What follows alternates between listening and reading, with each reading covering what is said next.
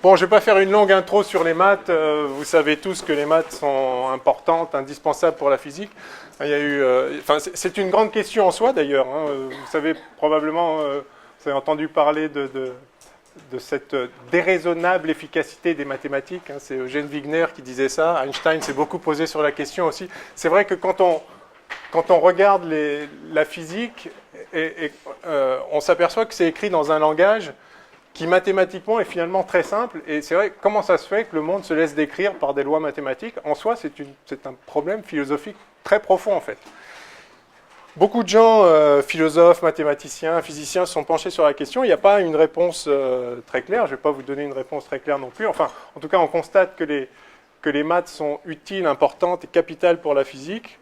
Pourquoi? Bon, alors on peut dire que notre intuition mathématique est née de notre expérience en tant qu'espèce animale dans un monde physique. Et donc, les intuitions qui nous naissent sont forcément liées au monde physique. Et donc, notre cerveau est architecturé d'une certaine façon qui nous permet de voir le monde à travers les catégories qui sont pertinentes pour le monde.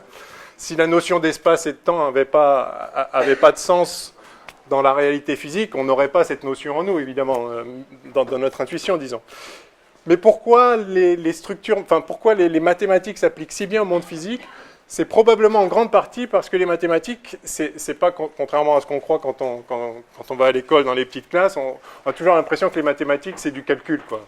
Les mathématiques, ça n'a rien à voir avec le calcul. Il se trouve que les nombres font partie des mathématiques, mais les mathématiques, c'est l'étude des structures de la réalité. Alors, de la réalité philosophique, je dirais. C'est les structures entre entités abstraites. Et l'idée de passer à des entités abstraites, c'est que précisément parce qu'une fois qu'on a des relations entre entités abstraites, elles vont s'appliquer à toutes les choses concrètes qui ont les mêmes relations, qui ont les mêmes structures. Donc si on travaille directement sur le niveau abstrait des choses, c'est-à-dire indépendant de la nature particulière des choses, tout ce qu'on va énoncer sur les entités abstraites vont s'appliquer à n'importe quelle entité concrète, n'importe quel système physique en particulier, qui va manifester les mêmes structures. Et donc les mathématiques, c'est ça, c'est l'étude des structures générales. Alors pourquoi ce qui est étrange, c'est que les structures qu'ont étudiées les mathématiques, indépendamment de la physique, dans un premier temps, s'avèrent pertinentes pour la physique. Par exemple, on a fait émerger les nombres complexes pour des raisons algébriques, abstraites, et puis un jour on s'est aperçu, mais plus tard, étrangement, on s'est aperçu que les nombres physiques étaient au cœur les nombres complexes étaient au cœur de la physique aussi, alors qu'on ne l'a pas fait pour ça au départ. Et puis on a étudié par exemple au 19e siècle, on a découvert la géométrie non euclidienne, vous savez, Riemann, Lobachevsky, ces gens-là. Et puis on s'est aperçu des décennies après qu'en fait, notre espace-temps, il est courbe. Et qu'en fait, on n'aurait pas pu faire la relativité générale si les mathématiciens n'avaient pas planché avant sur cette notion de géométrie non euclidienne, disons. Donc, et puis il y a 1000 exemples comme ça. On va en voir un d'ailleurs toute cette année. C'est l'étude mathématique des espaces vectoriels et ce qu'on appelle les espaces de Hilbert, qui ont été étudiés pour des raisons internes aux mathématiques, et il s'avère que le bon espace dans lequel on peut décrire la physique, en physique quantique, c'est un espace de Hilbert. C'est un peu mystérieux, miraculeux. Alors peut-être que la raison pour ça, c'est que quand on fait de la physique fondamentale, c'est-à-dire qu'on regarde vraiment l'architecture du monde physique, forcément on va faire émerger les notions simples, et les notions simples, les plus universelles possibles, sont précisément celles qui ont été mises au jour par les mathématiques. Alors après, évidemment, si on veut regarder le détail de système physique, comment ça fonctionne, on va tomber tout de suite sur des choses qui sont plus traitables d'un point de vue mathématique, parce que, si vous voulez décrire précisément un objet comme ça, bon, d'abord, c'est pas forcément très utile, mais on sent bien qu'il ne va pas y avoir des mathématiques super simples qui vont décrire un objet complexe. Mais quand on regarde les fondements, c'est pas si surprenant que ça que la physique soit simple, en fait. Parce que si c'était complexe, pourquoi, en fait ? Donc en fait, bref, quoi qu'il en soit, il y a cette déraisonnable efficacité des mathématiques pour la physique. Il faut faire avec, et tant mieux parce que, comme je vous disais, ce sont en fait les structures simples qui émergent, et les structures simples sont celles qui suffisent à comprendre la physique à un niveau fondamental. Donc on va parler dans ce cours-là d'un certain nombre de choses simples, alors simples dans par rapport à complexe, ça ne veut pas dire facile, mais en tout cas c'est simple, c'est pas des choses avec des, je sais pas, enfin c'est pas des choses, je sais pas comment on dit, contrites, bon bref, enfin bref. La structure dont on va parler là tout de suite, c'est celle dont on a vraiment besoin pour le cours de physique quantique. Et donc, c'est les espaces de Hilbert. Donc, je vais commencer par ce premier chapitre sur les espaces de Hilbert. Je suppose que vous savez déjà beaucoup de choses, peut-être pas sur les espaces de Hilbert, mais sur les espaces vectoriels. J'ai vu d'ailleurs mercredi que vous saviez déjà, lundi, pardon, que vous saviez déjà pas mal de choses. Tant mieux, on va gagner un peu de temps. Mais on va quand même revoir un petit peu formellement qu'est-ce que c'est qu'un espace vectoriel, qu'est-ce que c'est qu'un produit scalaire, qu'est-ce que c'est qu'une norme, une notion d'orthogonalité, parce que ça va être absolument capital pour la physique quantique. Alors allons-y, chapitre 1. Merde, j'ai toujours pas de... Si, je crois qu'il y en a... Ah, trouvé. Là, hop. Donc, chapitre 1.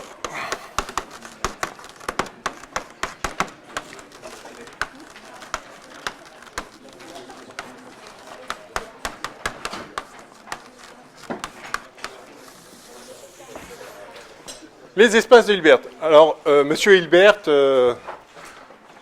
David Hilbert, un des plus grands mathématiciens de tous les temps, qui a vraiment joué un rôle majeur dans l'histoire des mathématiques.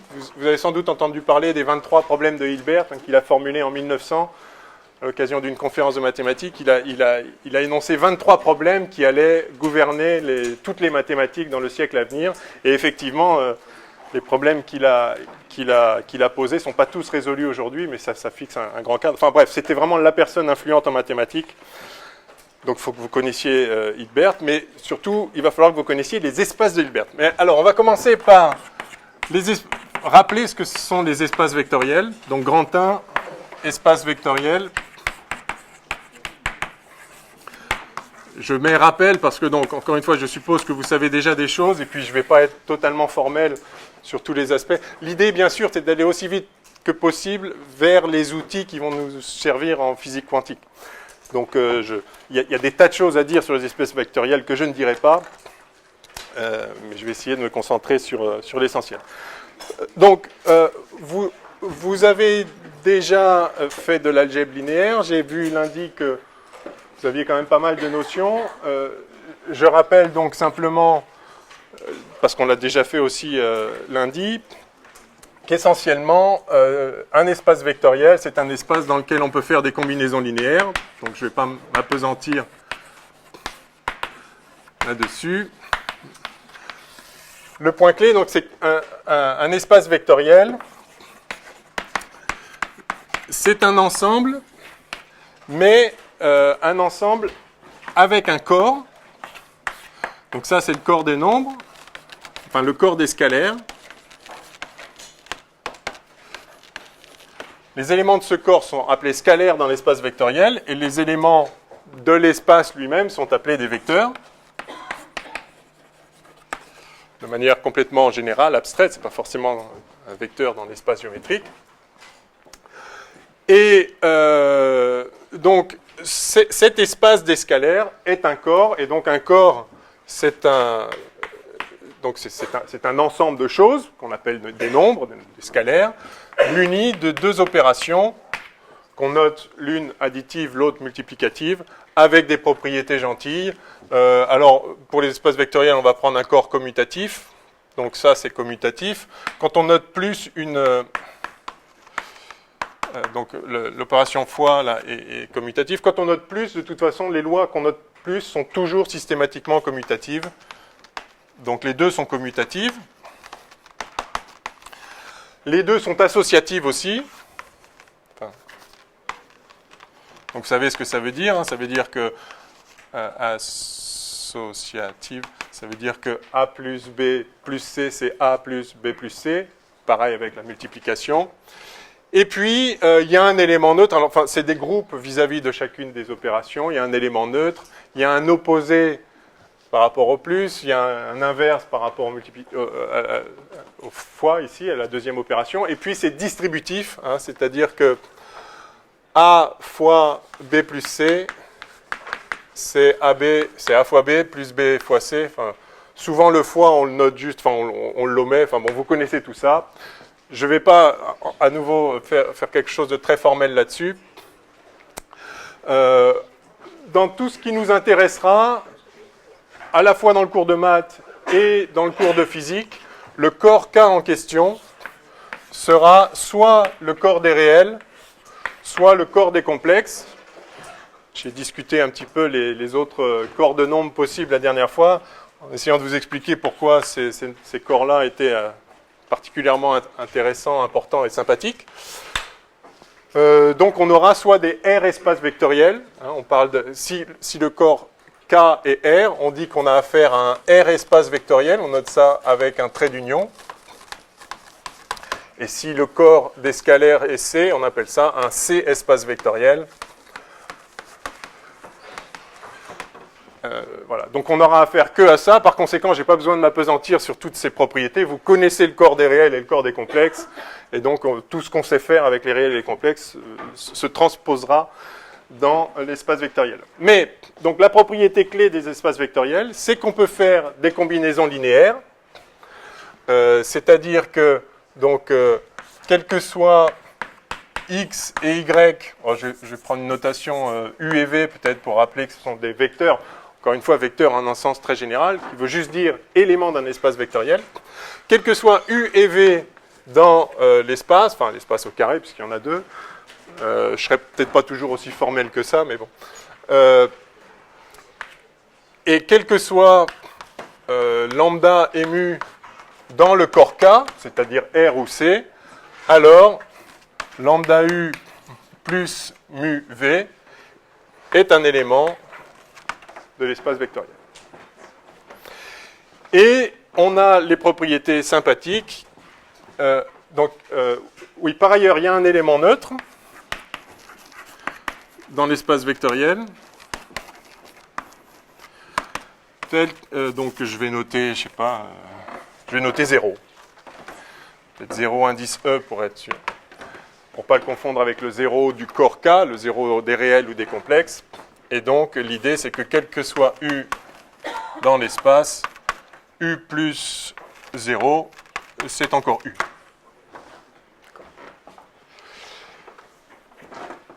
Bien. Et puis, 0 des réels ou des complexes fois U, ça va être le 0 de l'espace vectoriel, etc. Et puis, une fois U, 1 des réels fois U est égal à U, etc., etc. Toutes ces propriétés, vous les connaissez, je ne reviens pas dessus. Donc, c'est l'essence de l'espace vectoriel que d'avoir... de la structure espace vectoriel que de donner la possibilité de faire des combinaisons linéaires. Bien, alors, je vais... qu'est-ce que je veux dire ? Oui, alors, je ne vais pas reparler des notations ici. On gagne du temps par rapport au cours de physique quantique, là.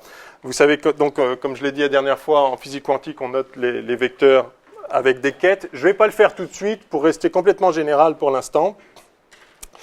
Je vais vous donner quelques exemples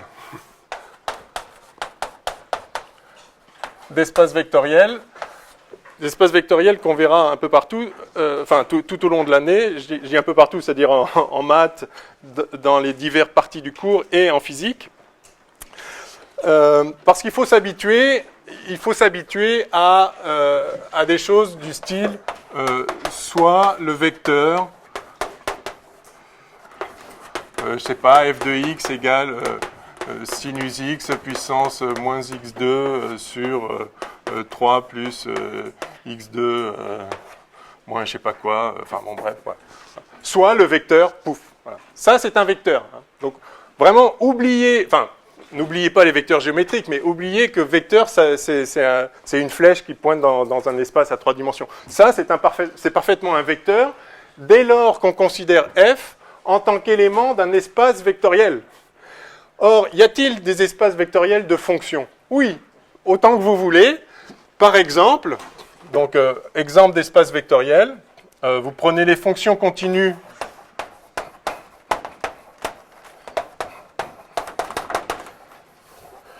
je ne sais pas, de l'intervalle AB dans R, hein, donc ça en tant que... Donc des fonctions à variable réelle, et puis donc de AB dans R, je sais pas, dans R ou dans C d'ailleurs, voilà donc vous prenez l'ensemble des fonctions, alors on va le noter comme ça, continue de A, B, dans C par exemple. Enfin, il peut y avoir 1000 notations de ces choses-là, enfin peu importe. Je me réfère aux fonctions continues d'un intervalle AB dans C, ou dans R, comme vous voulez. Cet ensemble, l'ensemble de ces fonctions, forme un espace vectoriel. Si vous en avez une et puis une autre, vous pouvez faire une combinaison linéaire. Alors il faut définir ce que c'est que la somme de deux fonctions.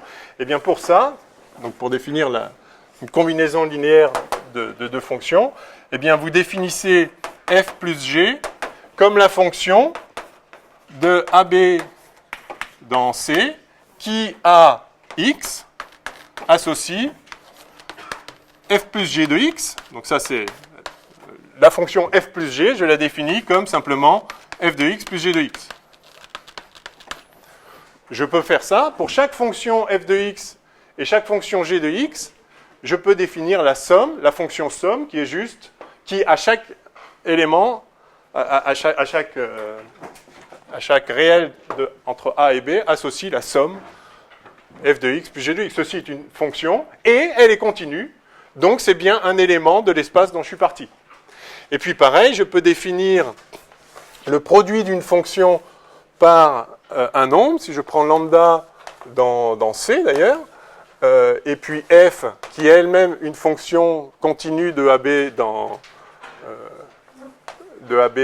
C, continue de AB dans C. Donc ça c'est l'espace que je considère, en fait je pourrais l'appeler E comme espace vectoriel, celui-là. Enfin je suis en train de montrer que c'est un espace vectoriel. J'ai défini une somme, je définis un produit par un scalaire en disant que la fonction lambda f, c'est la fonction qui, à tout point de AB x, associe dans C le produit eh bien, lambda f de x. Ceci est une parfaite fonction qui est bien définie. À chaque point de AB, je sais quel nombre lui faire correspondre, lambda fois f de x, et je définis ça comme le produit du scalaire lambda par la fonction. Donc c'est une fonction bien définie, elle appartient, lambda f, ainsi défini, appartient à mon ensemble E, et par conséquent, si les sommes appartiennent à l'ensemble E, et puis les produits par scalaire appartiennent à l'ensemble E, eh bien j'ai lambda f plus mu g qui va appartenir à E, quel que soit lambda mu dans C, et quel que soit f et g dans E. Donc c'est un espace vectoriel, d'accord? Alors on peut imaginer des tas d'autres espaces vectoriels, donc c'est une structure très, très générale. Tiens, j'en prends une autre qui va être importante pour nous, l'espace vectoriel des matrices. Alors, ce sera plus agréable de voir les matrices comme des opérateurs, on verra plus tard, mais juste vous pouvez définir les matrices, je sais pas, vous connaissez cette notation, NP par exemple à coefficient dans C, ou dans R, peu importe. C'est l'ensemble des matrices, donc ensemble des matrices N fois P, d'accord, sur C. Hein, donc c'est l'ensemble des tableaux de nombres à N lignes et P colonnes de nombres complexes. Eh bien ça, c'est un espace vectoriel. Dès lors que vous définissez une addition et une multiplication par un scalaire, l'addition, alors si vous avez une matrice A qui appartient... je vais prendre A et B, donc deux matrices qui appartiennent à... je vais mettre des majuscules, peut-être c'est plus joli. A et B qui appartiennent à cet ensemble-là, MNP de C, eh bien je définis lambda A plus mu B comme la matrice qui a pour coefficient, alors je vais le noter, c'est la matrice des, je vais appeler ça grand C, et je vais dire que c'est la matrice des CIJ, avec CIJ, excusez-moi, il me manque une ligne, je vais me mettre là, avec CIJ qui vaut lambda AIJ plus mu BIJ. Pour tout I et J, pour tout I qui va de 1 à N et tout J qui va de 1 à P. D'accord ? Ceci est effectivement une matrice. Et je peux vérifier, si je définis les combinaisons linéaires comme ça dans cet espace de matrice, je peux vérifier, je ne le fais pas là, de même que je ne l'ai pas fait ici, je peux vérifier que toutes les propriétés qui vont bien pour un espace vectoriel, c'est-à-dire qu'il y a un élément neutre, oui, aussi l'autre propriété, si vous faites lambda fois mu fois u, c'est pareil que si vous faites lambda mu et vous multipliez par u. Toutes ces choses-là, vous pouvez le vérifier, ça va marcher. Avec... oui, bon. Ouais. Alors en particulier, l'élément neutre de ces matrices-là, enfin le vecteur nul, si vous voulez. Donc une matrice est un vecteur, du coup, dans cet espace vectoriel. Quel est le vecteur nul de cet espace ? C'est simplement la matrice avec des zéros partout. Effectivement, si vous ajoutez cette matrice à une autre, ça va laisser la première matrice. OK ? Etc., etc. Bien. Alors on verra d'autres exemples. Un autre exemple important, c'est par exemple, je l'ai mentionné déjà la dernière fois, c'est simplement les matrices, l'ensemble des fonctions solutions d'une équation différentielle homogène. Et donc, si vous avez une solution, vous pouvez faire des combinaisons linéaires, vous avez une autre solution. Vous vous rappelez, j'ai dit ça lundi, vous le savez, c'est évident. Et par conséquent, l'ensemble des fonctions solutions d'une équation différentielle homogène est un espace vectoriel. D'accord ? Pardon ? Ça, c'est la matrice... c'est l'élément neutre ? J'ai dit une bêtise ? Non ? Ah, parce que si vous ajoutez une matrice, mettons-nous... une matrice... allez, A11, A12, A1P, AN1, ANP, plus la matrice 0 avec autant de lignes et autant de colonnes, si vous additionnez ces deux matrices, ça va vous faire A11, A1P, AN1, ANP. Et donc, vous retrouvez la première matrice ? Ouais ?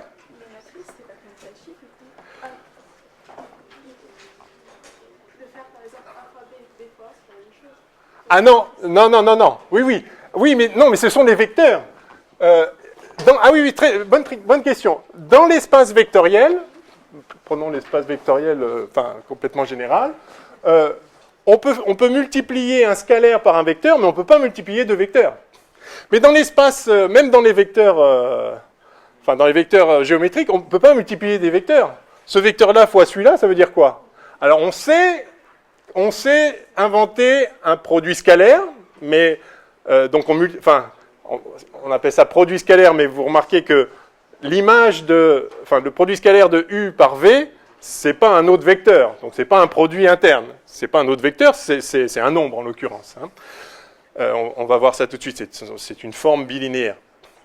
Et par contre, c'est vrai qu'on sait faire un produit de vecteurs qui donne un vecteur, c'est ce qu'on appelle le produit vectoriel, mais à ce moment-là, on sort de l'espace. Par exemple, si vous avez deux vecteurs dans le plan, le produit vectoriel, il n'est pas dans le plan, donc il faut faire attention, on appelle ça un produit extérieur, enfin bref.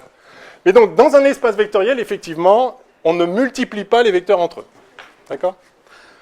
Voilà. Alors, dans certains cas, on peut aussi, mais c'est une structure en plus de la structure d'espace vectoriel. Et ce sera pareil en physique quantique. Donc, on a dit que les états d'un système sont des éléments d'un espace vectoriel. On ne multiplie pas deux états entre eux. Alors, on peut donner un sens à des multiplications d'états de deux systèmes différents, mais ce ne sera pas une multiplication en un sens ordinaire, quoi qu'il en soit. Donc, OK. Alors, je vais rappeler 2-3 choses sur la notion de base algébrique. Ça va être capital rapidement. Je suis à J'ai sauté des trucs. Moi, j'ai un petit 5 là, mais je pense qu'on est au petit 3 ou au petit 2, je sais plus. Allez, petit 3.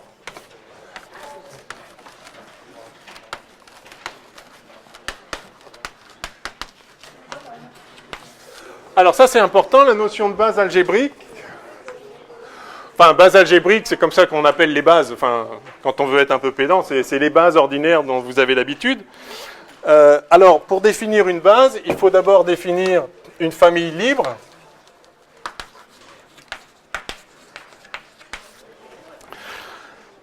Alors, qu'est-ce qu'une famille libre?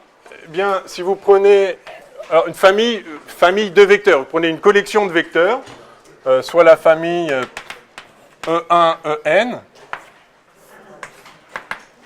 Alors ça va être une famille libre. Donc, on va commencer par une famille finie. Donc, je prends un ensemble de vecteurs, c'est-à-dire d'éléments de l'espace vectoriel. Je dis que cette famille est libre s'il n'existe pas de combinaison linéaire nulle autre que la combinaison triviale 0 fois chacun. Donc cette famille est libre si et seulement si, enfin, c'est la définition, on dit qu'elle est libre si somme sur i de i égale 1 à n ici, de lambda i ei égale 0, implique lambda i égale 0, quel que soit i. D'accord? Enfin, dans l'autre sens, c'est trivial aussi, hein, donc on pourrait mettre équivalent, mais enfin bon, d'accord? Évidemment, si vous faites 0 plus 0 plus 0, ça va faire 0. Alors attention, ce 0-là, c'est le vecteur nul, hein. C'est pas 0 des réels. Ça, c'est un scalaire fois un vecteur, donc c'est un vecteur, puis après c'est une somme de vecteurs, donc c'est un vecteur. Hein. Je vais le noter E ici pour être bien clair au début, mais vous ne perdez pas dans les... Ne confondez jamais 0 et le vecteur nul. Ça n'a rien à voir, ce n'est pas des objets de la même nature. Hein. Ils n'appartiennent pas du tout au même espace, ça n'a strictement rien à voir. Bon, vous connaissez ça, j'imagine déjà. Hein. Alors, dans le cas infini, ah ça, il y a un petit mot à dire là quand même.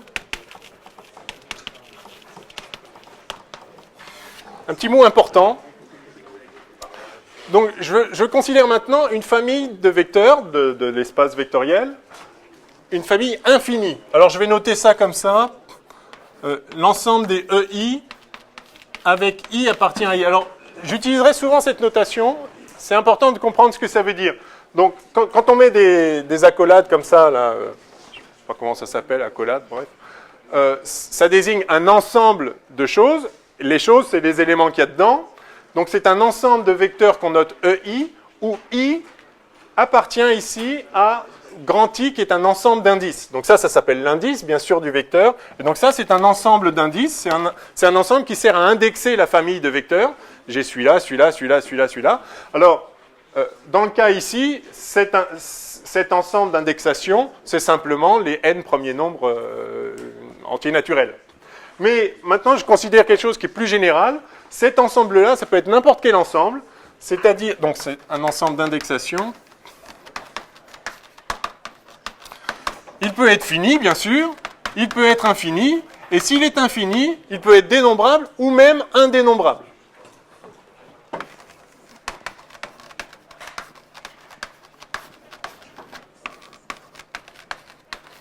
D'accord? Donc c'est quelque chose de complètement général. J'ai un ensemble qui me sert à indexer une famille de vecteurs. Dans chaque espace vectoriel, même de dimension finie, il y a une infinité de vecteurs de toute façon, hein, puisque vous pouvez faire toutes les combinaisons linéaires de vecteurs, enfin, sauf l'unique espace vectoriel qui n'a pas une infinité de vecteurs, c'est l'espace vectoriel qui contient que les éléments neutres. Bon, pas très intéressant. Que le vecteur nul, quoi. Donc, voilà. Donc, vous avez une famille de vecteurs finis, infinis, dénombrables ou pas. Vous savez tous ce que c'est que dénombrable. Hein, ça veut dire que vous pouvez le mettre en bijection avec l'ensemble N. Hein. Q est dénombrable, l'ensemble des rationnels est dénombrable, R n'est pas dénombrable. Hein, d'accord. Alors, pour une famille infinie, c'est quoi une famille libre?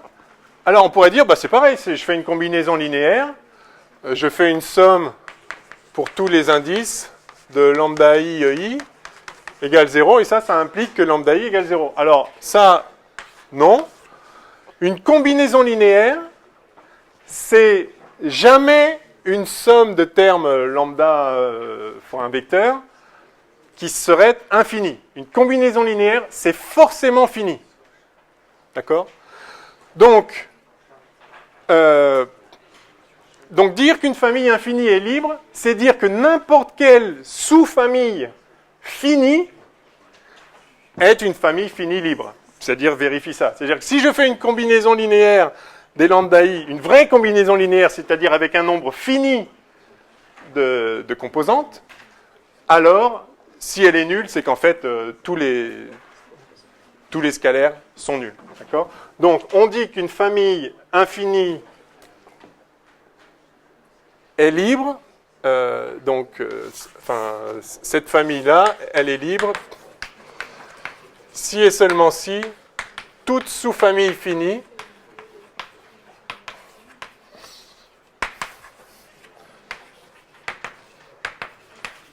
est libre. D'accord ? Les combinaisons linéaires sont toujours finies. Pourquoi ?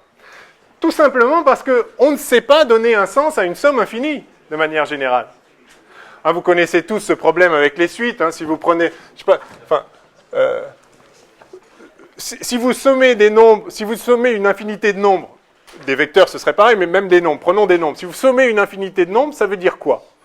En fait, ça ne veut rien dire tant qu'on ne donne pas un sens à ça. Par exemple, si je prends le nombre, si je prends 1, moins 1, plus 1, moins 1, plus 1, comme ça, on se dit, ça va faire 0, quoi, à chaque fois que j'ai 1. Par exemple, si je les groupe 2 par 2, j'ai 0, plus 0, plus 0. Bon, c'est 0 tout le temps, ça fait 0. Oui, ok, mais maintenant, je vais faire comme ça, je vais les grouper comme ça. Je vais faire ça, et puis, vous voyez, donc il y a 1, puis après, il y a 0, puis 0, puis 0. Donc, en fait, elle vaut 1, cette somme. Donc, elle vaut 0 ou elle vaut 1 ? Enfin, bref, on peut. Et puis, si je réarrange les termes, je peux mettre 3, 1, puis après, juste un moins 1, puis encore 3, 1, puis après un moins 1, donc ça fait 3 moins 1, ça fait 2, ça fait 2, puis je vais jusqu'à l'infini, puis donc en fait cette somme elle vaut 2.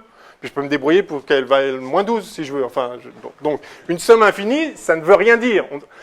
On arrive à donner un sens avec la théorie des séries, mais pour ça on a besoin d'une norme, on a besoin de trouver de définir les suites partielles et de voir que quand on ajoute un terme, ça se rapproche de plus en plus d'une certaine limite. D'accord ? Donc c'est la notion de limite de suite. Et à ce moment-là, on définit la somme infinie comme la limite des suites partielles. Vous avez vu tout ça, on est d'accord, hein ? Oui ? Oui ? Non ? Oui ? Si, vous avez vu les problèmes de convergence, etc. Donc pour donner un sens à une somme infinie, il faut une norme. Sinon, ça ne veut strictement rien dire. Il n'y a pas d'idée de convergence. Hein ? Donc, toute combinaison linéaire est toujours finie. Par conséquent, une famille, mais on peut quand même définir une famille infinie qui soit libre, à condition que n'importe quelle sous-famille, vous prenez un nombre, le nombre que vous voulez, mais un nombre fini, vous les piochez parmi la famille infinie comme vous voulez, et cette famille doit être libre. Bon, rien de très étonnant. Alors ensuite, il y a les familles génératrices.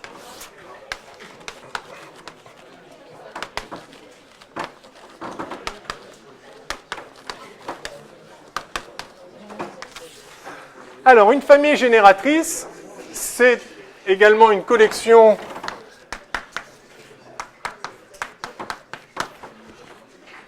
Oui.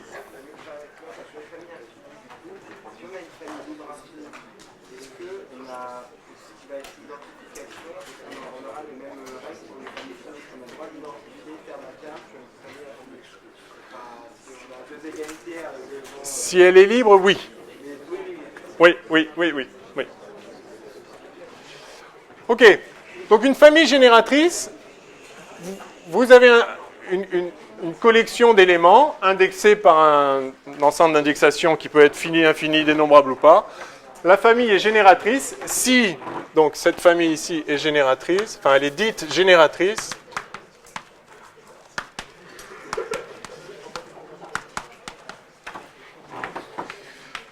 si et seulement si, quel que soit le nombre x dans l'espace vectoriel dont je parle, enfin dans lequel je suis, hein, dont sont les éléments de cette famille, quel que soit x, il existe une combinaison linéaire de CEI qui donne x. D'accord ? Mais une combinaison linéaire finie, encore une fois, parce que ça ne veut rien dire sinon. Hein ? Donc il existe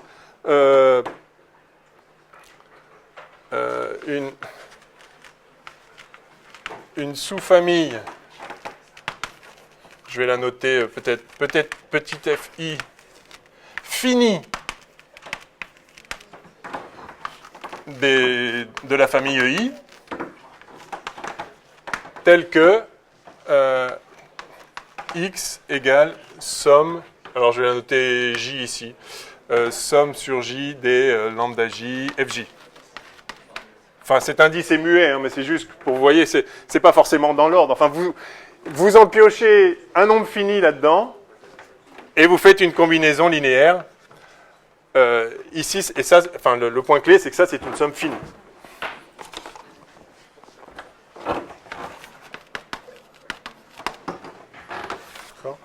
Donc vous pouvez, ça veut dire vous pouvez atteindre n'importe quel élément de l'espace par une combinaison linéaire finie, la seule qui ait un sens. Ok ? Bien. Et donc une base, c'est quoi ? Ben, c'est une famille de vecteurs qui est à la fois libre et génératrice. Alors.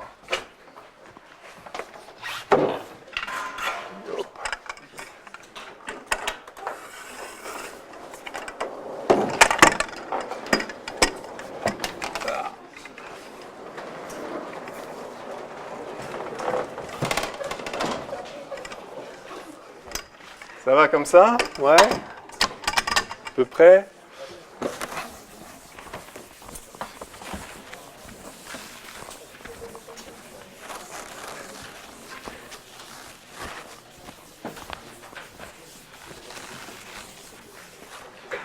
Bien, donc petit quoi? Petit c?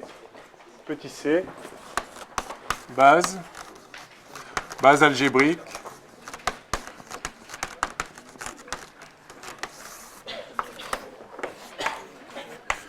Une base d'un espace vectoriel E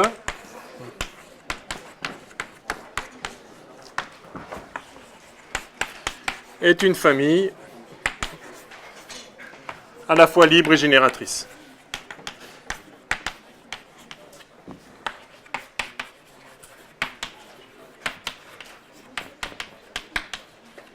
OK ?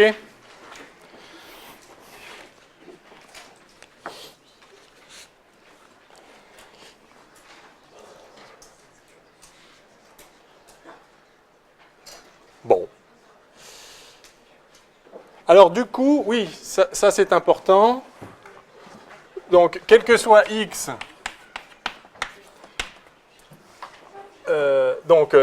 la base en question, je vais la noter B, ça va être un ensemble de EI. Alors une base peut parfaitement être infinie, hein, enfin avoir un nombre infini d'éléments. Hein. Je pense que tout ce que vous avez fait jusqu'à présent en algèbre linéaire, c'était dans des espaces de dimension finie. La nouveauté probablement de ce qu'on va faire enfin, un peu plus tard et en physique quantique, c'est qu'on peut avoir, on aura fatalement affaire à des espaces vectoriels de dimension infinie. L'espace vectoriel de celui-là, là, des fonctions continues dont j'ai parlé, là, ça vous voyez bien que c'est un enfin, le nombre de fonctions continues. Enfin, le nombre, ça ne veut pas dire grand-chose à ce niveau-là, parce que c'est des infinis, mais enfin, vous voyez bien que l'espace de toutes les fonctions continues possibles et imaginables sur un certain intervalle, c'est un espace absolument colossal. De fait, cet espace est de dimension infinie. On verra comment traiter tout ça, et justement, tout le formalisme des espaces de Hilbert permet de faire ça. Et en physique quantique, on aura affaire à des espaces de dimension infinie de ce type-là. On parlera de la fonction d'onde et des choses comme ça. Donc c'est pour ça qu'on fait tout ça, bien sûr. Donc l'idée, c'est de voir comment se transposent toutes ces notions qui vous sont familières, j'espère, dans la dimension infinie. Enfin, disons, tout ce qu'il est possible de dire sans avoir besoin de préciser que c'est de dimension finie. Donc, il existe X, quel que soit X, il existe une sous-famille, je vais dire, J, c'est plus facile en français parfois c'est plus facile en écriture mathématique. Il existe une sous-famille finie de I telle que X égale somme des lambda I EJ, lambda J EJ pour J d'un grand J, d'accord? Donc c'est une combinaison linéaire où il y a des termes non nuls que sur une certaine sous-famille de la base, mais une sous-famille finie. Hein? Donc il existe une sous-famille de I qu'on appelle J, telle qu'on est ça. Donc ça nous dit que c'est une famille génératrice. Chaque élément, je peux l'atteindre avec une combinaison linéaire finie des éléments que j'ai à ma disposition dans la base. Mais pour qu'elle soit libre, il faut en fait rajouter qu'il existe une unique sous-famille. Vous connaissez cette notation, hein? Il existe une unique famille. Pourquoi? Parce que s'il y en avait deux, je pourrais faire l'une moins l'autre, et ça ferait 0. Et donc, elle ne peut être libre qu'une combinaison linéaire d'une famille libre ne peut être nulle que si tous les termes sont nuls. Donc ça veut dire que si je fais l'une moins l'autre, chaque terme doit être nul pour chaque élément. Donc, ça doit être en fait la même combinaison linéaire. Donc il peut y en avoir qu'une. Donc ça, c'est bien la caractérisation d'une base, c'est-à-dire d'une famille à la fois génératrice et libre. Il en existe, c'est génératrice, une seule, c'est libre. Bien. Alors, à partir de là, on a bien sûr la notion de dimension de l'espace vectoriel. Nous y voilà.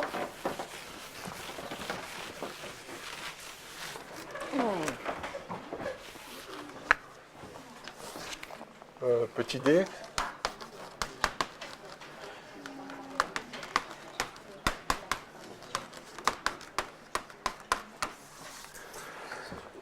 Bon, c'est assez simple. Hein. Si alors, oui, d'abord il y a un théorème qu'on ne va pas démontrer là tout de suite, qu'on ne va pas démontrer,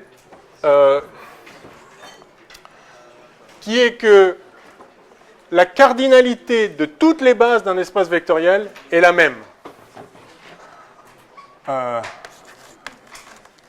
Deux bases quelconques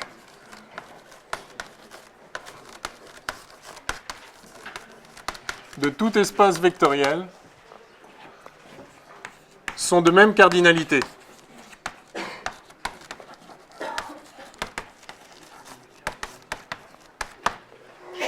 C'est pas du tout compliqué, il suffit de l'écrire un peu, de tourner les choses et ça se montre. Vous savez tous ce que c'est que la cardinalité. Hein? Pour un nombre fini, c'est le nombre en question, pour un ensemble fini, mais quand vous avez des ensembles infinis, être de même cardinal, ça veut dire que vous pouvez faire une bijection d'un ensemble sur l'autre.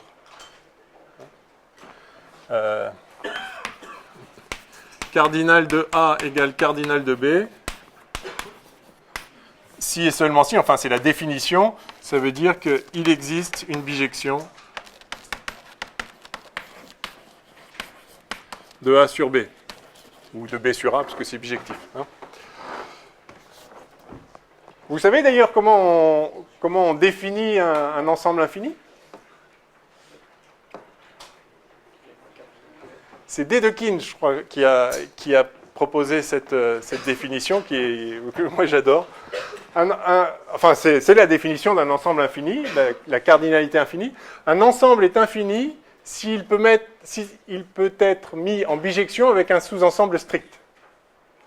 Si vous prenez l'ensemble, vous lui retirez des éléments, donc c'est un sous-ensemble strict, c'est pas juste, c'est strictement inférieur, d'accord? Il est plus petit, mais il a le même cardinal. Vous pouvez quand même faire une bijection. Par exemple, prenez n, l'ensemble des entiers naturels. Et puis vous prenez l'ensemble des nombres pairs.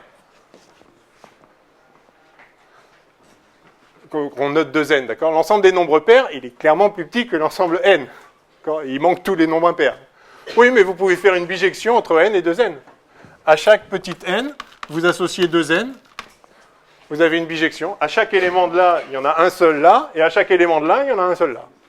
Vous avez une bijection entre l'ensemble des nombres entiers et l'ensemble des nombres pairs. Donc il est strictement plus petit, mais il a le même nombre, il n'a pas le même nombre d'éléments. Le nombre d'éléments, c'est infini. Mais on peut définir un cardinal, précisément un nombre cardinal, enfin un cardinal, comme la classe d'équivalence de tous les ensembles qui peuvent être mis en bijection les uns avec les autres. D'accord? Donc c'est ça un cardinal. Alors, donc, quand l'ensemble... quand une base a un ensemble fini de vecteurs, bah, sa dimension, c'est le nombre de vecteurs qu'il y a dedans. Sinon, c'est sa cardinalité. Et donc, la cardinalité, vous savez, j'espère, vous savez aussi que la cardinalité de l'ensemble N et de l'ensemble R n'est pas la même. Vous ne pouvez pas... C'est pour ça qu'on dit que c'est un dénombrable. En fait, tous les ensembles dénombrables ont la cardinalité de N. C'est la définition de dénombrable, d'ailleurs. Ils peuvent être mis en bijection avec N. Donc, la propriété, c'est que si vous avez deux bases dans un espace vectoriel, dans le même espace vectoriel, elles ont forcément la même cardinalité. Si c'est un nombre fini, elles ont le même nombre. Si c'est un nombre infini, bah soit c'est dénombrable, et elles sont dénombrables, enfin, toutes les bases... S'il existe une base dénombrable, toutes les autres sont dénombrables, si vous voulez. S'il existe une base infinie non dénombrable, il n'y en aura aucune dénombrable. Et vous savez aussi qu'il y a plusieurs types de cardinalité. C'est-à-dire ça, c'est strictement plus grand que ça, en cardinal, mais il y a aussi des cardinaux plus grands que R, etc. Il y a une infinité de cardinaux infinis. C'est les nombres transfinis, Georges Cantor, génie absolu. Bref, voilà. Donc, en tout cas, la propriété, la voici. Toutes les bases d'un espace vectoriel ont la même cardinalité. Du coup, on peut définir la dimension de l'espace comme étant le cardinal des bases. Donc il suffit qu'on en ait une et on sait que toutes les autres auront le même cardinal. Donc ça permet donc de définir la dimension d'espace vectoriel.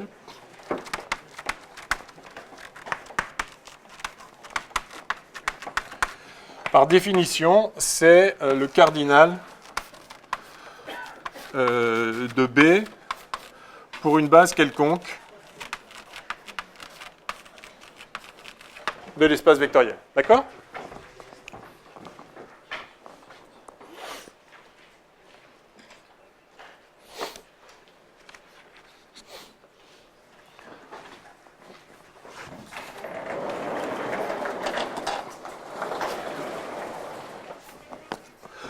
Alors, comme vous le savez sans doute, quand on manipule des infinis, il se passe toujours des choses un peu étranges. Hein.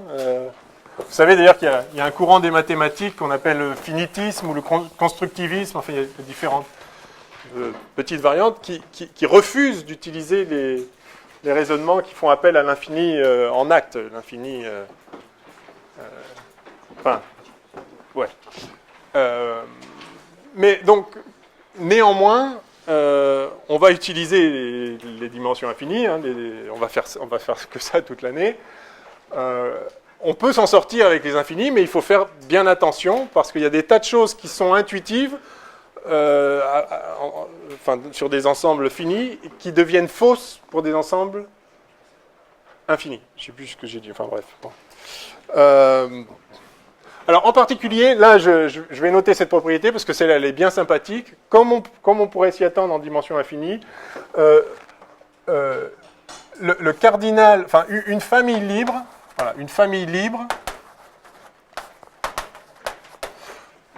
je vais le noter comme ça. Le cardinal d'une famille libre est toujours inférieur au cardinal d'une base.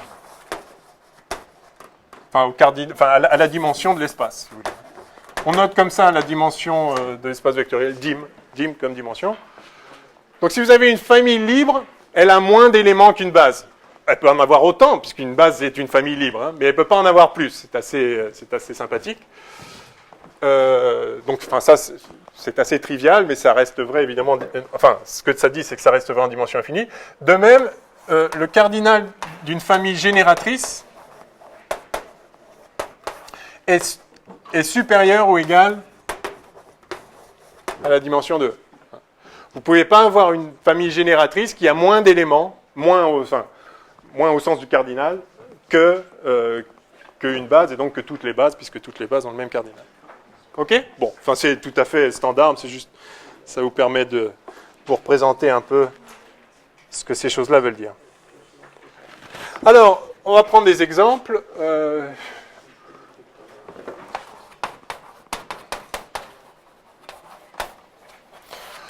Alors, en dimension finie, les exemples standards, c'est Rn, Cn. Hein, vous connaissez ces notations. Prenons C. Ou Rn ou Cn, ce que vous voulez. Donc ça pour base. Donc c'est des ensembles de n nombres. Ça, c'est un élément de Rn, c'est une collection de n nombres réels, et pareil pour C, etc. Alors, les bases canoniques, on peut identifier une base qu'on appelle canonique, parce que c'est la base naturelle sur ces ensembles-là. La base canonique, eh bien, vous prenez... Donc ça, c'est une collection de n nombres. Ben, vous prenez comme premier vecteur E1 des zéros partout, sauf à la première position. E2, des zéros partout, sauf à la deuxième position, etc. EI, des zéros partout, sauf à la ième position. Ça, c'est une base, enfin, l'ensemble des EI est une base de cet ensemble-là, de cet espace vectoriel, et de celui-là d'ailleurs. Et puis vous obtenez tous les autres nombres, tous les autres vecteurs de ces espaces vectoriels tout à fait standards, qui sont des prototypes en quelque sorte de l'espace vectoriel sur C ou sur N, ou sur R. Un vecteur quelconque, U appartient à Cn, c'est juste un ensemble. Alors, souvent on le représente en vecteur colonne, c'est une notation, plutôt que de les mettre en ligne comme ça, il y a un certain coefficient ici. Je vais noter Z comme on est dans C, juste pour qu'on s'en souvienne, Z1, voilà. Et donc, ce vecteur particulier, tous les vecteurs de C puissance n s'écrivent de cette façon-là, et celui-là, c'est la combinaison linéaire Z1, E1, plus Z2, E2, plus, etc., Zn, En. Voilà, donc c'est somme sur I de I égale 1 à N de Zi, EI. Voilà un vecteur particulier. Le vecteur EI, du coup, c'est le vecteur colonne avec des zéros partout, sauf ça c'est un 1, sauf au rang I. Bon, bref, vous savez tout ça, base canonique. Donc ça, on est en dimension finie, c'est pas compliqué. Alors, puisque j'ai mentionné tout à l'heure l'espace vectoriel des matrices, donc MNP de C par exemple. Qu'est-ce qu'on peut proposer comme base pour cet espace vectoriel? Eh bien, typiquement, comme base, vous pouvez prendre la matrice AIJ avec AIJ égale 0, quel que soit I et J, sauf pour I égale K et J égale L. D'accord? Donc, et ça va être le vecteur de base que je peux noter EKL. D'accord? Vous voyez ce que j'ai fait là? Je considère le vecteur, c'est un vecteur, c'est un élément d'un espace vectoriel. Donc la matrice EKL, c'est la matrice qui a pour donc coefficient AIJ, les AIJ, ils sont tous nuls, sauf le coefficient qui correspond à KL, et à ce moment-là, il vaut 1. AKL égale 1. D'accord? Donc c'est des matrices nulles partout, sauf il y a un 1 quelque part. Il est évident que n'importe quelle matrice avec n'importe quel nombre partout, vous pouvez faire une combinaison linéaire de ces matrices-là. Et il est évident par ailleurs que cette matrice est libre. Vous ne pouvez pas obtenir celle-là en ajoutant des autres, puisqu'il n'y aura jamais autre chose que 0 à cette place-là. Donc elle est libre, elle est génératrice, c'est une base. Okay. Alors quelle est la dimension du coup de cet espace? Il suffit de compter le nombre d'éléments dans la base, puisque toutes les bases ont le même cardinal et que c'est ça la dimension de l'espace vectoriel. Eh bien, il y a combien d'éléments là? Il y en a n fois p.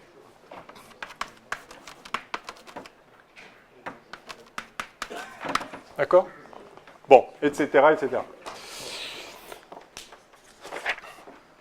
Alors, on va prendre un exemple d'espace vectoriel de dimension infinie, dont on va donner une base pour se rendre compte un petit peu qu'il est effectivement... Enfin, je vais faire la remarque après. Je vais le noter. Je vais considérer l'espace vectoriel des polynômes sur R, par exemple.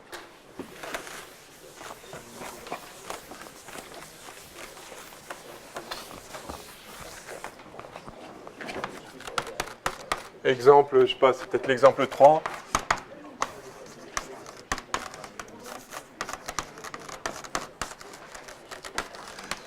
Espace vectoriel des polynômes sur R. Qu'est-ce qu'un polynôme? Donc je vais le noter P. P de R. D'accord, voilà. P de R, alors, il faut que je montre que c'est un espace vectoriel. Mais je considère tous les polynômes possibles et imaginables sur R. Par exemple, AX2 plus B, 2x2 plus 3x moins 7. Voici un polynôme. Ça, c'est une fonction. Enfin, c'est un polynôme, c'est-à-dire... oui, c'est une fonction qui, à chaque petit x, associe... ça, c'est... À chaque x dans R, ça associe un nombre dans R qui est 2x2 plus 3x moins 7. Quand note grand X, c'est la fonction qui à X associe X. C'est un peu... Enfin, vous êtes habitué à ça, d'accord? Voilà, donc, des choses comme ça, j'en ai une infinité, ça c'est clair. J'en ai beaucoup, beaucoup, beaucoup. Quelle est la dimension de... Alors, est-ce que c'est un espace vectoriel? Bien oui, en fait, parce que je peux définir là-dessus une addition et une multiplication par un scalaire. Si j'ai un premier polynôme P1 et un deuxième polynôme P2, eh bien, je définis le polynôme P1 plus P2, je vais faire directement la combinaison linéaire, P plus lambda P2, P1 plus lambda P2, si lui, lui c'est un polynôme de ce type-là de degré N1, lui il va être de degré N2, eh bien lui, c'est juste, ça va être une somme de termes comme ça, donc ça va être à nouveau un polynôme, de quel degré? Du supérieur des deux. Celui qui est le plus grand, ce sera le terme dominant, puis voilà. Ok? Donc ça, c'est bien un polynôme que je peux parfaitement écrire. Donc il y a une structure d'espace vectoriel sur l'ensemble des polynômes qui est complètement évidente, qui est présente et qui pose aucun problème. Maintenant, la question c'est, est-ce qu'on peut trouver une base de cet espace vectoriel? Et si oui, quelle est sa dimension? Quel est son cardinal? Et du coup, on saura la dimension de l'espace vectoriel en question. Alors, vous me proposez quoi comme base? C'est assez naturel.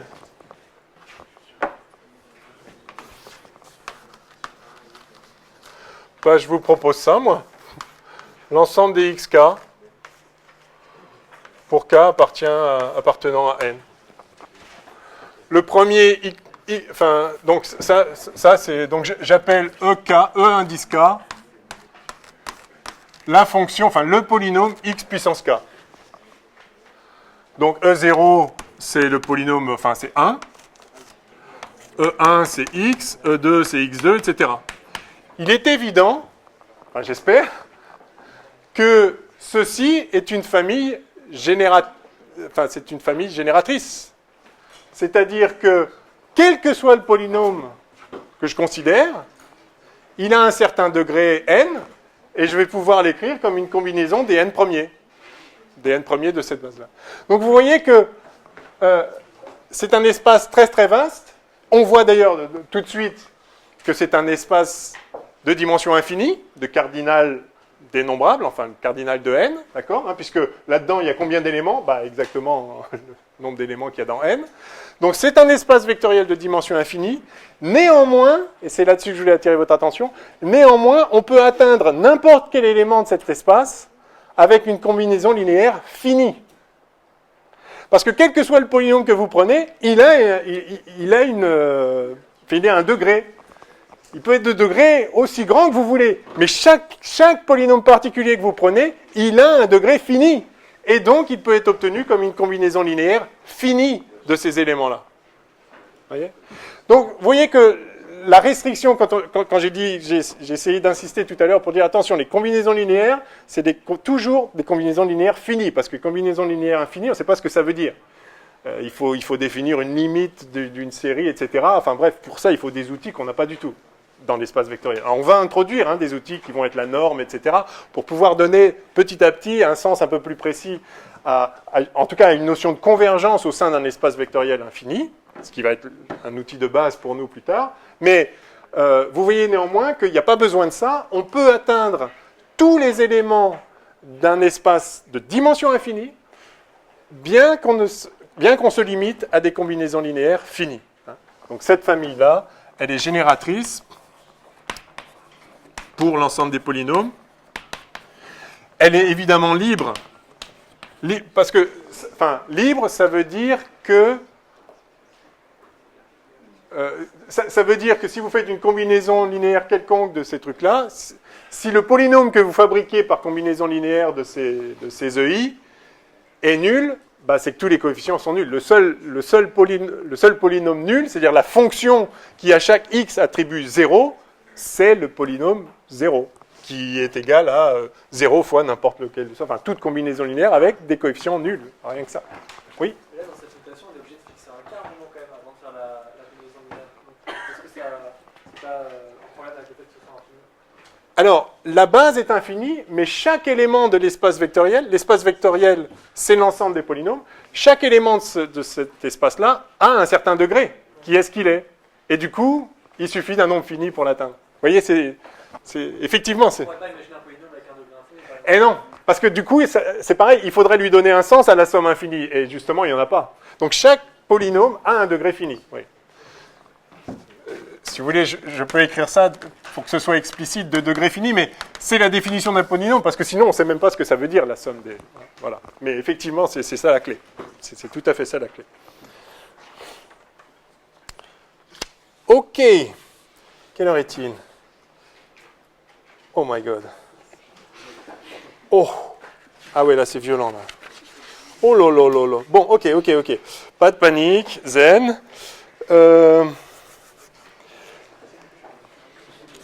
Oui. Alors, on va faire un petit truc rigolo, là. Petit f.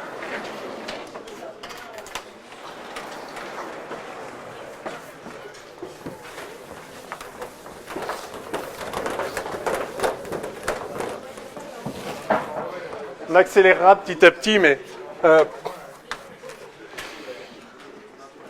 petit f,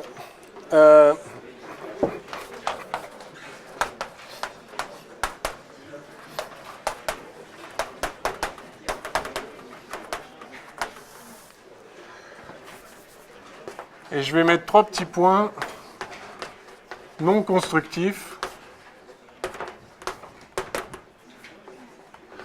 En un sens à la fois profane et technique. Théorème d'existence. Alors ça, c'est quelque chose de très fort, de vraiment très très fort, et en même temps de complètement inutile, hélas. Comme quoi. Le théorème est le suivant. Tout espace vectoriel admet une base algébrique.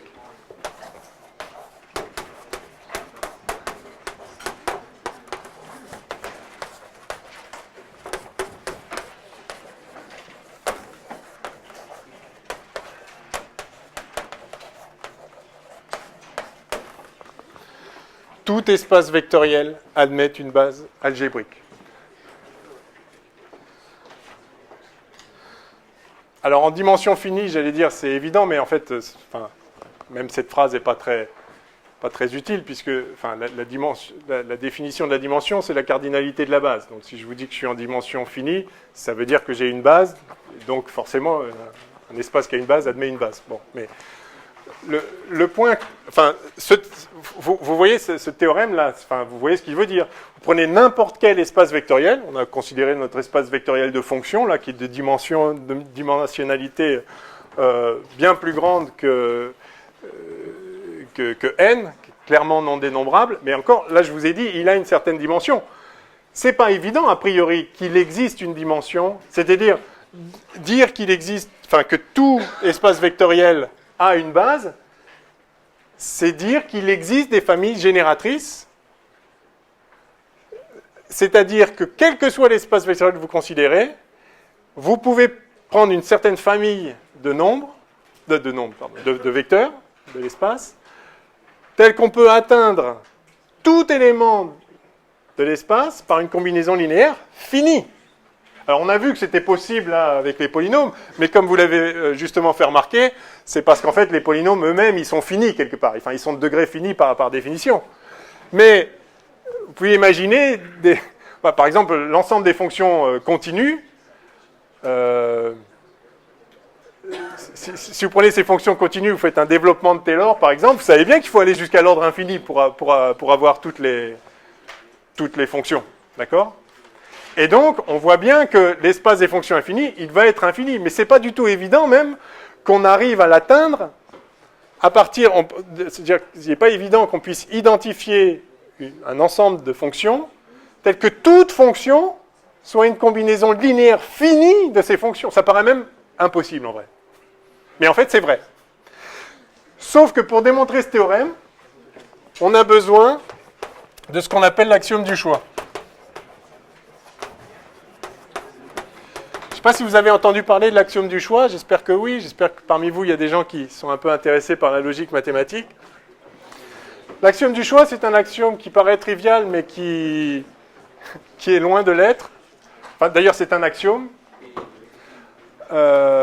L'axiome du choix, c'est un axiome qui dit si vous avez un ensemble quelconque, donc c'est particulièrement important quand c'est infini, sinon c'est trivial. Si vous avez un ensemble quelconque d'ensembles, d'ensemble non vide, c'est-à-dire vous avez un premier ensemble avec des éléments dedans, un autre avec des éléments dedans, un autre avec des éléments dedans, et donc vous avez une collection d'ensembles avec des éléments dedans. L'axiome du choix vous dit que vous pouvez former un ensemble avec un élément de chaque. Ça paraît évident. Figurez-vous que ça, on n'a jamais su le démontrer, mais mieux, on a démontré que c'était impossible de le démontrer. En fait, on a démontré que cet axiome est indépendant de tous les autres axiomes sur la théorie des ensembles, la théorie des nombres. Je ne veux pas passer trop de temps là parce qu'on est déjà vachement en retard, mais donc c'est pas du tout trivial. En fait, ça veut dire qu'on peut construire une théorie des ensembles, une théorie des nombres avec l'axiome du choix, c'est-à-dire en postulant qu'il est possible, effectivement, quand on a une collection d'ensembles infinis, il est possible de faire un ensemble qui aurait un élément de chaque. Et on ne rencontrera jamais aucune contradiction, sauf si la théorie des ensembles tout court est contradictoire, mais j'espère que non. Mais si vous postulez comme axiome qu'il n'est pas possible, enfin qu'il n'est pas toujours possible de faire ça, donc si vous postulez le contraire de ça, on a montré qu'on ne rencontrerait non plus jamais aucune contradiction. C'est parfaitement compatible avec tout ce qu'on sait par ailleurs sur les ensembles. Donc c'est assez joli quand même. Hein. Bref, tout ça pour dire que ça, c'est pas trivial. Néanmoins, c'est vrai dès lors qu'on admet l'axiome du choix, qui est généralement admis pour tout un tas de raisons, mais qui peut être refusé néanmoins. En tout cas, on va l'admettre, et surtout, ça ne va pas être tellement crucial pour nous. Mais ce que je veux dire ici, c'est que donc, le théorème nous dit qu'il est possible de trouver une base, mais ça ne nous dit pas comment. Ça ne nous dit pas comment, justement parce qu'il faut faire appel à un axiome qu'on est obligé de poser et qui n'est pas constructif. Alors, ça, c'est un vrai problème parce que nous, on va manipuler des espaces vectoriels de dimension infinie. Et on aimerait bien quand même avoir des bases. On aimerait bien trouver des bases. Alors, ce qu'on va appeler les espaces de Hilbert, ça va justement, et qui sont au cœur de la physique quantique, ça va justement être des espaces vectoriels de dimension infinie qui ont une base. Oui, ils en ont tous une, mais qu'on sait fabriquer et qu'on sait manipuler. C'est-à-dire qu'on sait, du coup, développer n'importe quel élément du vecteur, donc en physique quantique, n'importe quel état du système, sur la base sur une base. Si on en a une, on peut en avoir plein d'autres. Hein. Après, il suffit de faire des modifications. Enfin bon, on verra ça. Les changements de base, c'est quelque chose d'assez simple, en fait. Hein. Donc ça va être un peu ça l'enjeu. Alors, pour arriver à ça... Je saute un truc, là c'est pas très important, surtout vous connaissez peut-être déjà. Je vais donc commencer par les espaces de Banach. Vous avez déjà entendu parler des espaces de Banach? Ouais, Banach si vous voulez, c'est un Allemand, Stefan Banach. Bon, mais on peut dire Banach si vous voulez. J'ai entendu dire Banach des fois. Mais enfin, voilà. Donc vous connaissez déjà les espaces de Banach? Pas tous, certains? Bon, on va aller très vite. Essentiellement, un espace de Banach, c'est un espace vectoriel avec une norme et qui est complet pour sa norme. Alors, c'est important d'en parler parce que il va falloir qu'on introduise de toute façon la notion de norme. Donc, grand 2, espace de Banach.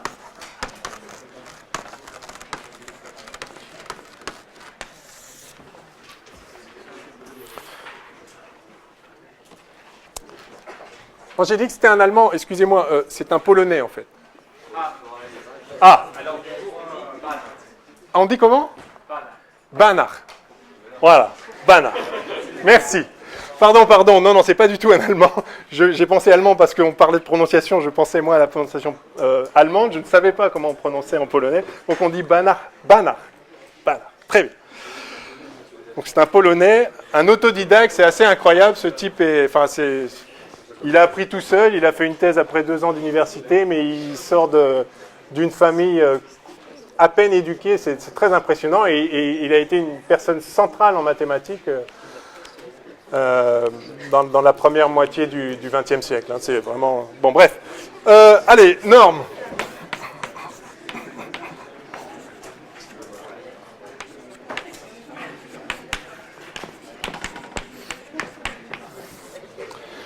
Alors, qu'est-ce qu'une norme? Bon, définition.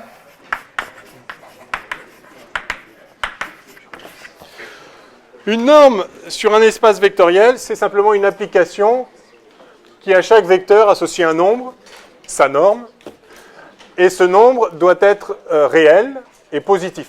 D'accord? Donc c'est une application. Je vais noter ça comme ça. Donc c'est une application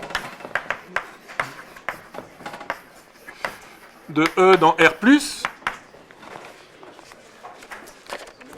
Alors on la note comme ça, hein. C'est-à-dire, enfin là on met l'élément graphique, on met le vecteur et puis on la note comme ça, vous savez tout ça. Alors, pour qu'on puisse appeler ça une norme, cette application, il faut que ça vérifie un certain nombre de, qu'elle vérifie un certain nombre de propriétés. La première, c'est que, quel que soit lambda dans C, alors si c'est un espace vectoriel sur C, si c'est un espace vectoriel sur R, c'est quel que soit lambda dans R, et quel que soit, je ne sais pas, U dans l'espace, d'accord? Alors, la norme du vecteur lambda U est un vecteur, c'est un scalaire fois un vecteur, c'est un vecteur, puisque c'est un espace vectoriel. La norme de lambda U, c'est le module de lambda fois la norme de U. Première propriété qu'on exige pour appeler une application de E dans R+, norme. Deuxième propriété,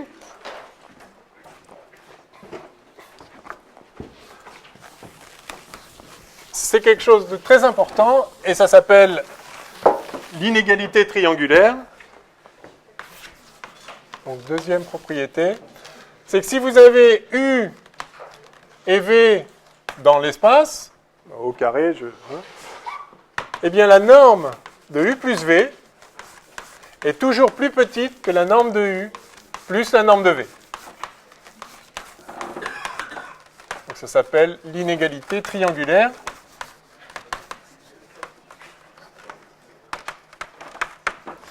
D'accord ? Tout simplement parce que ça nous dit que si vous avez U, V, là pour le coup je prends une représentation géométrique, évidemment c'est pour nous rappeler d'où ça vient à partir de notre intuition des vecteurs, mais les vecteurs ça peut être des fonctions, hein, donc il faut définir une norme sur chacun des espaces vectoriels dans lesquels on travaille. Et on ne peut pas toujours le faire, mais quand on peut le faire, justement, on appelle ça un espace de Banach. Enfin, on appelle ça un espace normé, et si, pour cette norme, l'espace est complet, on l'appelle de Banach. Donc là, vous avez U plus V, donc la norme de ça, c'est plus petit que la norme de ça plus la norme de ça. C'est ça que ça veut dire, donc c'est pour ça que ça s'appelle l'inégalité triangulaire. Et puis la troisième propriété, c'est que si la norme d'un certain vecteur de l'espace vectoriel est nulle, alors V égale 0. Alors attention, ça c'est le 0 des complexes, enfin, des réels.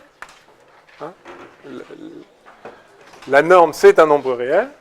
Ça c'est le 0 de l'espace E, hein, ça c'est le vecteur nul. D'accord ?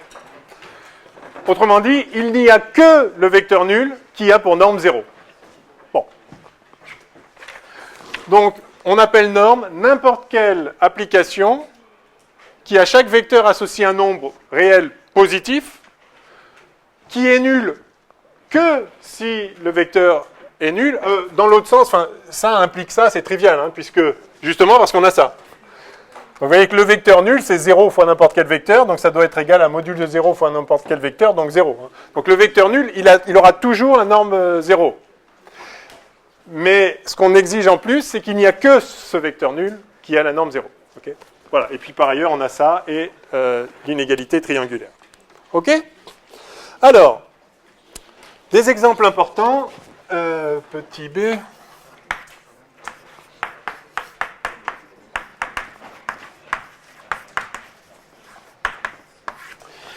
Des exemples importants, toujours on va reprendre notre espace, l'espace euclidien réel R puissance n, c'est-à-dire l'espace des collections de n nombres réels, qu'on peut noter en vecteur colonne, je ne sais pas, U égale U1, UN par exemple.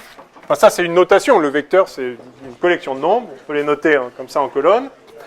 Vous savez tous qu'on peut définir une norme sur cet espace, la norme canonique, la norme euclidienne, norme de U, qui va être égale à somme sur I des UI carré puissance 1,5. D'accord ? Voilà. Alors, il faudrait le vérifier, mais je vous l'affirme et vous le vérifierez facilement, que ceci est bien une norme, c'est-à-dire que, ce qui est évident, c'est que si ça c'est égal à 0, c'est que tous les UI sont nuls, puisque vous sommez que des choses positives, donc voilà. Donc ça, c'est évident. Ça, c'est évident aussi, si vous multipliez chaque UI par lambda, il va sortir lambda carré, et puis racine de lambda carré, c'est lambda, donc ça c'est trivial. Et puis l'inégalité triangulaire se vérifie également par des propriétés algébriques totalement élémentaires. On verra ça d'ailleurs, on le verra dans le cas général un peu plus tard avec les normes hermitiennes. J'espérais faire ça aujourd'hui, je ne suis pas sûr qu'on y parvienne, on verra. Je suis à peu près sûr qu'on n'y parviendra pas. À vrai dire, quelle heure est-il ? Oh, ouais, bon, c'est pas grave, on se débrouillera. Alors, sur C, c'est important aussi. Donc ça, c'était l'espace euclidien réel. Si je me mets sur C, C puissance n, vraiment le prototype de l'espace de dimension n sur C, Donc là, un élément, je sais pas, je vais l'appeler V pour changer. V dans Cn, c'est une collection de nombres. Je peux le représenter comme ceci, pareil. Donc V1, Vn. Cette fois, les V1 et les Vn sont dans C, d'accord? On peut définir une norme canonique là-dessus, qui va être la norme, l'application qui a tout V associe la norme de V que je définis comme étant la somme sur I des modules de VI au carré puissance 1,5. Ce module, c'est VI, VI étoile. Ça vous va si on note étoile pour le complexe conjugué? Tant mieux. Il y en a qui préfèrent mettre des barres, enfin, il n'y a pas de souci en principe, mais j'aime bien les étoiles. Je suis astrophysicien, il faut dire.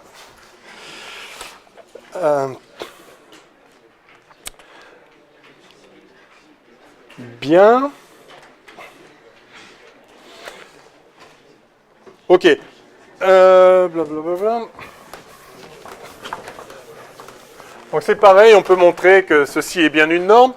Et puis je vais reprendre l'autre exemple qui est l'espace des fonctions continues de A dans B, enfin de AB dans C par exemple. Je le note comme ça. Dans C ou dans R, ce que vous voulez. Alors, donc ça on a vu déjà que c'est un espace vectoriel. Est-ce qu'on peut trouver une norme sur cet espace vectoriel? Alors on ne va pas pouvoir procéder, enfin on a l'impression qu'on ne peut pas procéder comme ça, parce que ça c'est un espace vectoriel dimension finie, on a un peu l'habitude de ce genre de truc. Comment on va faire pour donner la norme d'une fonction? Donc on a une fonction qui à x dans AB associe le nombre f de x, nombre réel ou complexe, peu importe, disons complexe.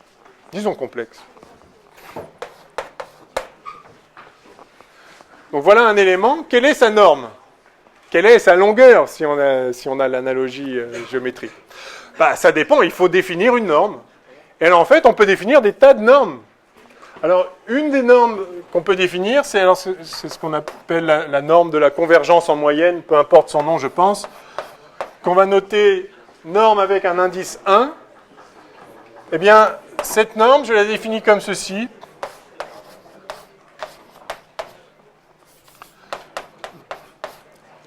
De A à B, voilà.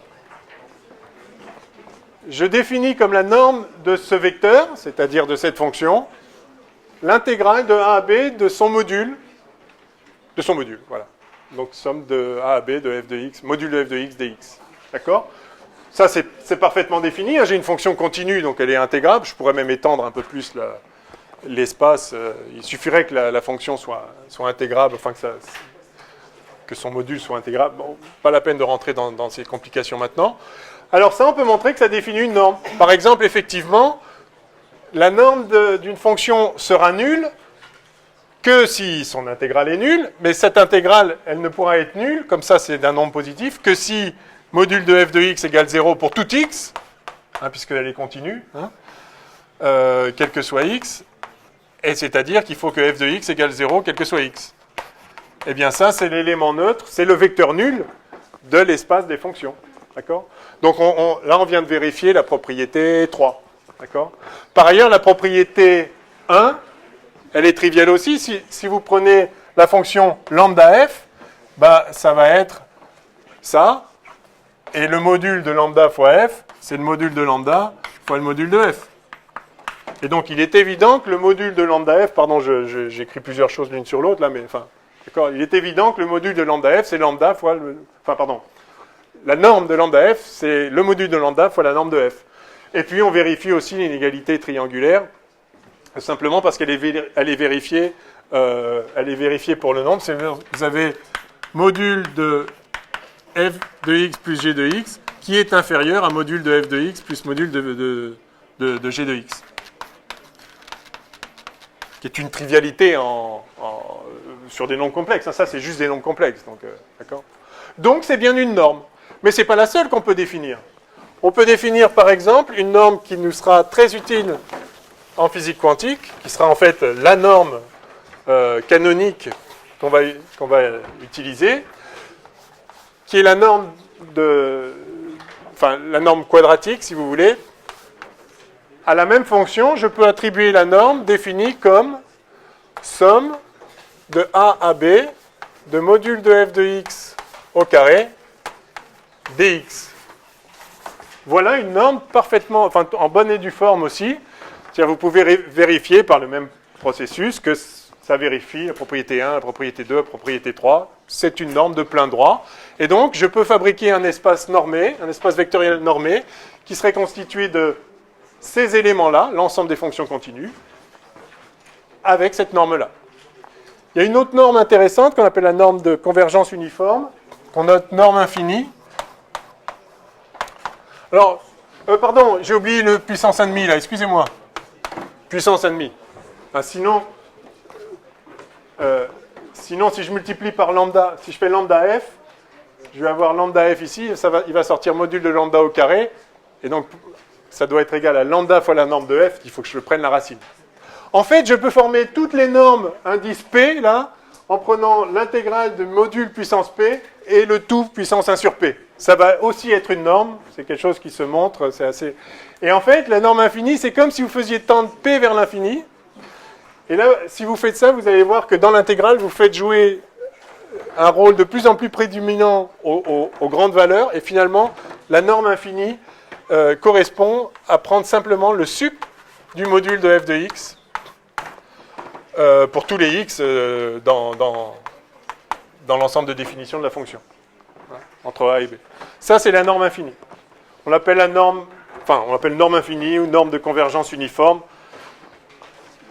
pour des raisons qui vous sautent peut-être aux yeux si vous savez ce que c'est que la convergence uniforme d'une fonction vers une autre. Mais on y reviendra, peu importe. Pour l'instant, peu importe. En tout cas, c'est une norme possible. Alors, et si vous me donnez juste 2 minutes... Oui, vous allez me donner 2 minutes.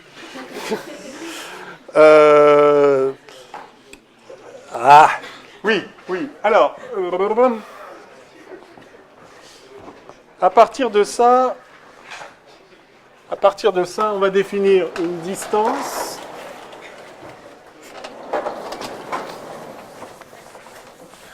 Oui, et on s'arrête tout de suite après. Cette norme permet de définir une distance, donc deuxièmement, je ne sais pas, oups.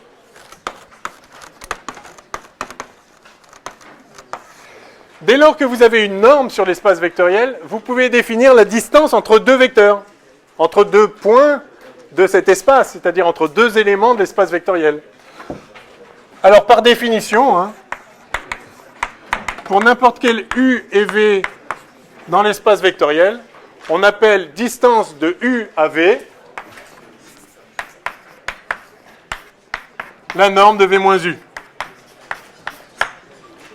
D'accord ? Alors la norme de V moins U, c'est la norme de U moins V, bien sûr.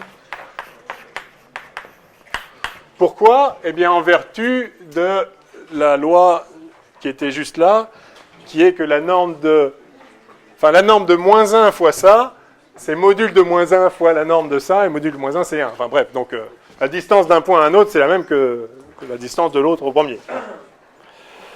Et alors, du coup, pourquoi je fais ça ? Parce que, du coup... une fois qu'on a une distance, on peut définir une topologie sur l'espace vectoriel. C'est-à-dire que vous pouvez définir des voisinages autour de chaque point. Vous allez définir le voisinage d'un point, une boule autour d'un point, comme l'ensemble des autres points qui sont à une distance plus petite qu'un certain nombre. Donc, vous allez pouvoir définir la boule, on peut faire petit a, boule, je vais la noter comme ça, la boule de centre U et de rayon petit r, c'est simplement l'ensemble des vecteurs. Alors les vecteurs dans l'espace vectoriel, c'est peut-être une fonction. Donc par exemple, l'ensemble des fonctions, si je suis dans cet espace, dans l'espace des fonctions continues, c'est l'ensemble des vecteurs de l'espace en question, tel que la distance de U à V soit plus petite strictement que R. D'accord? Donc vous voyez qu'on peut doter un espace vectoriel. Il n'y a pas beaucoup de choses comme structure. Hein. C'est juste, l'espace vectoriel, on peut faire des combinaisons linéaires. Là, on a vu que ça pouvait traiter, cette simple structure pouvait s'appliquer à des tas de choses différentes. Rn, Cn, les fonctions continues, les fonctions solutions d'une équadif, enfin tout un tas de choses. Et puis vraiment, on peut des matrices, enfin tout ce qu'on veut. Mais comme elles ont toutes la même structure, tout ce qui va être vrai pour cette structure va s'appliquer à toutes ces situations particulières. C'est vraiment l'essence du problème. Ouais. Strict, oui, strict. Ah bah à ce moment-là, ce sera comme ça. Mais on va définir les ouverts après. Donc l'espace vectoriel, déjà, ça peut faire des choses. On a parlé des bases. Dès que vous ajoutez la structure norme, alors là, enfin, c'est pas une structure, dès que vous ajoutez à la structure la fonction norme, l'application norme, alors vous pouvez faire des tas de choses, définir des distances, donc des boules, des voisinages, et une fois que vous avez des voisinages, vous pouvez définir la notion d'ouvert, la notion de fermé, enfin, la notion d'adhérence. Est-ce que vous avez vu tout ça? La notion de fermé, la notion de compact. Voilà. Je suppose que vous avez déjà fait un peu de topologie dans votre vie, donc je ne vais peut-être pas avoir besoin de redéfinir tout ça. Mais vous voyez que le simple fait d'introduire une norme, enfin si vous voulez, on le fera, enfin pas maintenant, je ne vais pas abuser plus, mais si vous voulez qu'on redise un petit peu les définitions de ça, on pourra le faire mercredi prochain. Mais sinon, revoyez-les dans vos cours de topologie. Vous voyez que dès qu'on met une norme, alors on peut faire des tas de choses qui vont nous renseigner sur la proximité entre les vecteurs, entre les fonctions, et ça va être pareil en physique quantique. C'est-à-dire qu'on va pouvoir dire que deux états du système sont proches ou pas proches, avec un sens très clair, dès lors qu'on a défini une norme. Ce qu'on fera donc très prochainement. Bon, merci, on continuera mercredi prochain.